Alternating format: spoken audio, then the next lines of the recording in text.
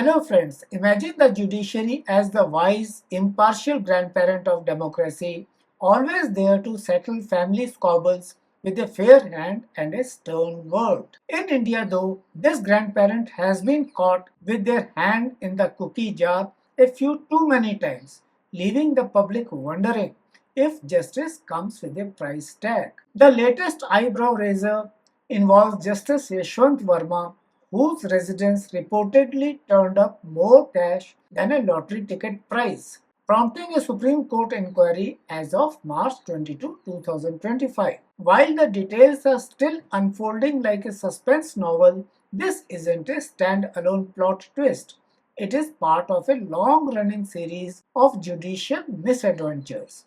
So, let us take a stroll through the causes, consequences, and possible fixes for this courtroom caper. First off, let us talk about how judges get their robes.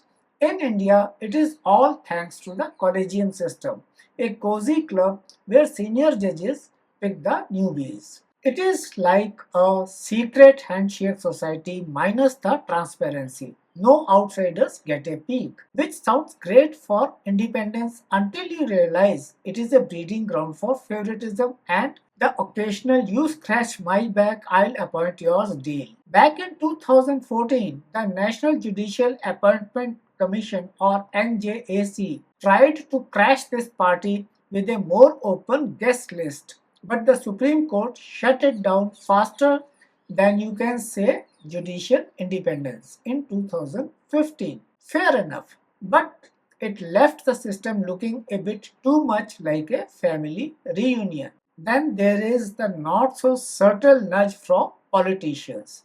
The judiciary might be independent on paper, but history tells a different story. Remember the emergency of 1975-77? The government skipped over senior judges to cherry pick a chief justice who would play ball. More recently, in 2018, four Supreme Court justices had a press conference. Yes, a press conference to call out then Chief Justice Deepak Mishra for allegedly playing favorites with case assignments. It was the judicial equivalent of airing dirty laundry on live TV. Money, or the lack of it, also stirs the pot. Lower court judges bogged down by a backlog of over 30 million cases, and that's not a typo. They are 30 million cases, and perhaps even more. Sometimes face litigants waving cash to jump the queue, with salaries that don't exactly scream luxury lifestyle and career perks that are not exactly wow. It is no wonder some succumb to the temptation.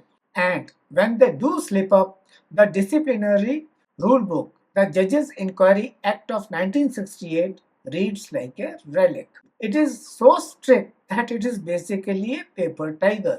Case in point, no Supreme Court judge has ever been impeached, despite some pretty compelling evidence over the years. Let us roll the highlight reel of the judicial bloopers, if we can call them that. First up, Justice V. Ramaswamy in 1993, who treated public funds like his personal piggy bank.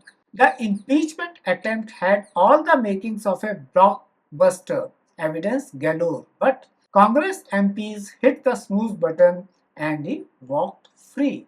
Then there is Justice C.S. Karnan in 2017, a High Court judge who accused Supreme Court bigwigs of corruption only to land in jail for contempt. It was less a whistleblower moment and more a courtroom soap opera. Fast forward to 2019, when Chief Justice Ranjan Gogoi faced sexual harassment allegations. An in-house probe cleared him quicker than a magic trick, but his post-retirement Rajya Sabha gig raised eyebrows. Was it a reward for services rendered? And now, Justice Yashwant Verma's cash conundrum in 2025 has everyone whispering, here we go again.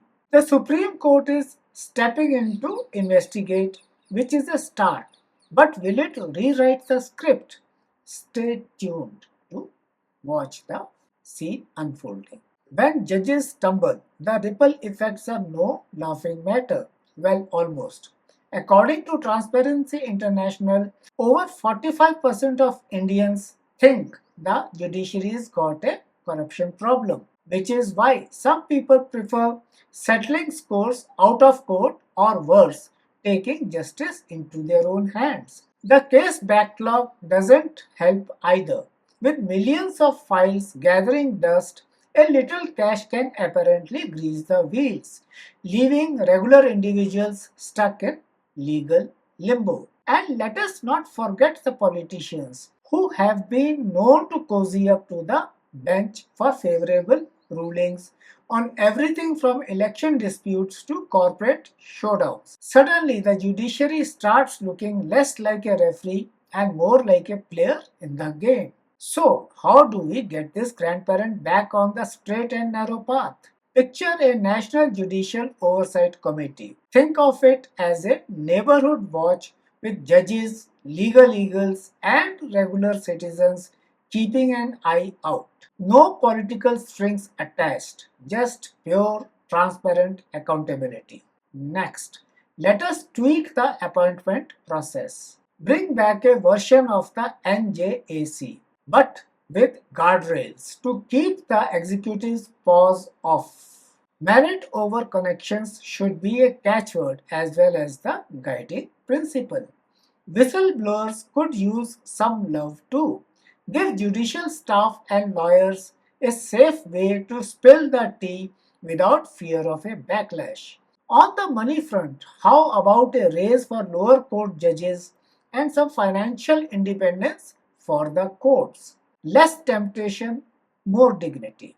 Yes, make judges declare their assets and case assignments publicly. Nothing like a little sunlight to keep away the murky haze and keep things honest and clean. The Justice Yashwant Verma cash scandal isn't a one off. It is the latest episode in a saga of judicial slip ups. From opaque appointments to political meddling and a disciplinary system that is all bark and no bite, the roots run deep. Past attempts to improve the judicial system have flopped, but there is hope yet. Independent oversight, clearer hiring rules, and a few financial perks could turn the tide. After all, judicial independence shouldn't be a free pass to dodge accountability. It is high time India's judiciary dusted off its halo, proving it can dish out justice without even a whiff of scandal. Here is to a cleaner courtroom and maybe a few less headlines. We are fed up of these headlines.